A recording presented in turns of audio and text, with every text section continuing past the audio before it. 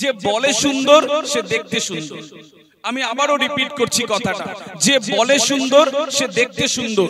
আমি যদি কথা বলি এখানে যে আপনাদেরকে অনেক বড় হতে হবে এবং চিন্তা করতে হবে এবং আরো অনেক সুন্দরভাবে এগিয়ে যেতে হবে এবং এটা ভালো and this is very good and এইটা কিন্তু আমাকে একরকম লাগে দেখতে। আবার এই কথাগুলোই আমি বলছি যে hi this is Adi and I am going to share with you today my feeling about Tarang. এইটার একটা অন্য লেভেল লাগে দেখতে। যেই কথা আমরা বলি এই কথা 7% সাউন্ড আসে আর 93% আছে বডি ল্যাঙ্গুয়েজ। আমি একটি কনফারেন্সে কথা বলেছিলাম যে 2023 সালে পৃথিবীর 34টা দেশে যুদ্ধ হচ্ছিল। 2024 সালে এসে একটা দেশ বেড়ে গেছে, সুয়েজ খাল নিয়ে পৃথিবীতে যুদ্ধ শুরু হয়ে গেছে। আমি এই কারণে বলছি যে আমাদের পৃথিবীতে কতটা ছোট এটা চিন্তা করবার জন্য বলছি। সারা পৃথিবীতে প্রায় 2500 অপারেশন হয়েছে যেটা যন্ত্র করেছে। সারা পৃথিবীর একদল স্বপ্নবাজ ছেলে মেয়েরা পৃথিবীটাকে এমনভাবে ডমিনেট করছে ওইটা চিন্তাই করতে পারছি না। প্রতিদিন মহাকাশ 500 মিটার করে সম্প্রসারণ হয়ে যাচ্ছে। 12,000 তারা ফেটে যাচ্ছে, তারা পড়ে যাচ্ছে, নতুন তারা জন্মাচ্ছে। এত কিছুর পরে যদি আমি চিন্তা করি যে আমার পৃথিবী ইছামতির ধার কলকাতা, সাউথ 24 পরগনা আর এইদিকে মুর্শিদাবাদ, তাহলে ভুল হচ্ছে কোথাও।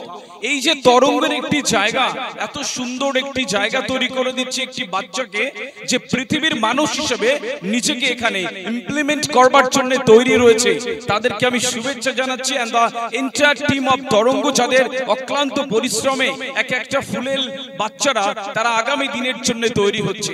সম্মানিত উপস্থিতি, আমি বিশ্বাস করি যে বলে সুন্দর সে দেখতে সুন্দর। আমি আবারও রিপিট করছি কথাটা, যে বলে সুন্দর সে দেখতে সুন্দর। আমি যদি কথা বলি এখানে যে আপনাদেরকে অনেক বড় হতে হবে এবং চিন্তা করতে হবে এবং আরো অনেক সুন্দরভাবে এগিয়ে যেতে হবে এবং এটা ভালো and this is very good and এইটা কিন্তু আমাকে একরকম লাগে দেখতে। আবার এই কথাগুলোই আমি বলছি যে hi this is Adi and I am going to share with you today my feeling about Tarang. এইটার একটা অন্য লেভেল লাগে দেখতে। যেই কথা আমরা বলি এই কথা 7% সাউন্ড আসে আর 93% আছে বডি ল্যাঙ্গুয়েজ আসে। আমার অত্যন্ত আনন্দিত হয়েছে এখানে দাঁড়িয়ে যেই ছেলেমেয়েরা কথা বলছিল এখানে, তাদের বডি ল্যাঙ্গুয়েজেস, কথা বলা, হ্যান্ড প্লেসমেন্ট, অ্যাটিটিউড, এগুলো এত সুন্দর লাগছিল যে ওর কথাটা মানুষ 100% মনে নেবে। 1930 সালের একটি গবেষণা জানায় তখন মানুষ একটানা 3.5 থেকে 4 মিনিট একটি কনসেন্ট্রেশন ধরে রাখতে পারত একটি কাজে।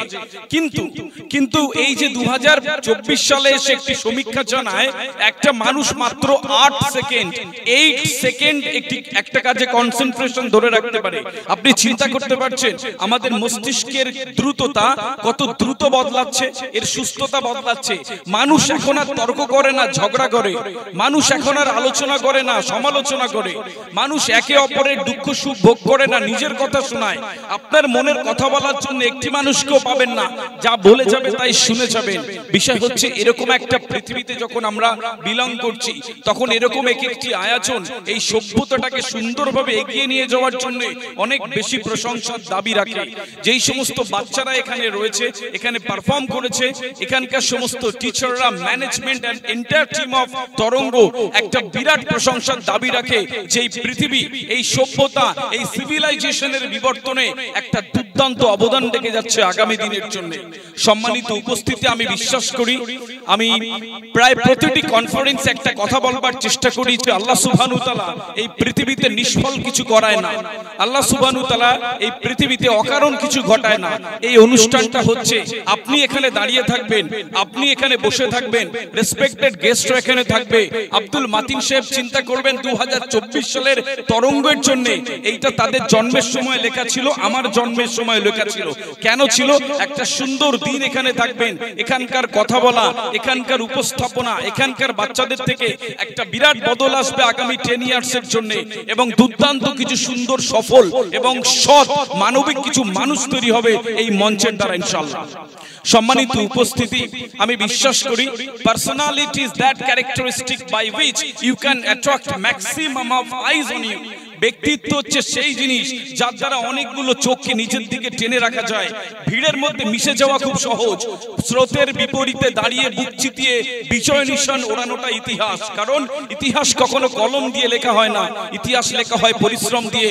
আজকে যারা এখানে পরিশ্রম করছেন, যেই টিচাররা এখানে দিনের পর দিন অক্লান্ত পরিশ্রম করেছেন, এখান থেকে একটা দুর্দান্ত ফলাফল আসছে। আমি বিশ্বাস করি যে এখান থেকে একটা সুন্দর বিবর্তনের জায়গা চলে আসছে। আপনারা যারা এখানে উপস্থিত হয়েছেন, যারা এইটার সাথে জুড়ে রয়েছেন, খুবই সৌভাগ্যবান মানুষ বলে আমি বিশ্বাস করি।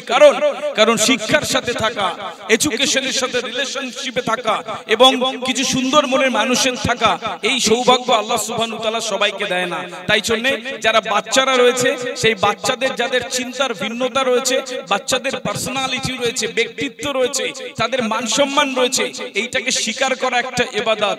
এইটাকে এই স্টেজটা স্বীকার করছে, তাদের ছোট ছোট আলোকিত শৈশবকে এখানে তুলে ধরে পৃথিবীর মানুষ করছে।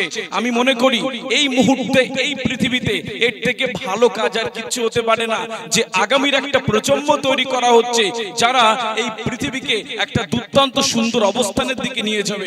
কারণ আমি বিশ্বাস করি যার স্বপ্নের আয়তন যত বড়, তার সাফল্যের আয়তন তত বেশি। সূরা নাজম আয়াত নাম্বার 39 আল্লাহ সাইদিন কোরআন, মানুষ সেইটা পায় যা সে চেষ্টা করে। আজকে চেষ্টা করি, কালকে দুর্দান্ত একটা দিন আমরা পাবো ইনশাআল্লাহ।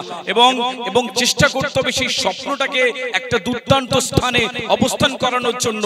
কারণ এটাও সত্যি কথা, যার অবস্থান যত সুন্দর তার ভালোবাসা তত বেশি।